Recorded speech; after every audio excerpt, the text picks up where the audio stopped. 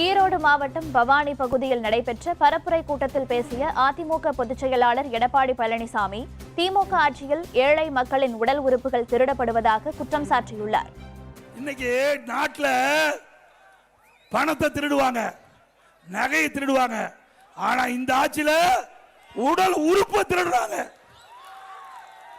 இங்க வந்திருக்கிற நம்முடைய தொண்டர்கள், பொதுமக்கள் யாராவது திமுக கட்சி, திமுக நிர்வாகிகளோ அல்லது திமுக கட்சி சேர்ந்தவர்கள் மருத்துவமனையில் அவர்கள் கிளினிக் வச்சு நடத்தியிருந்து நீங்க போய் அறுவை சிகிச்சை செஞ்சிருந்தா ஸ்கேன் பண்ணி பாத்துங்க, உள்ள இருக்கிற உறுப்பு இருக்குதா இல்லையான்னு பாத்துங்க.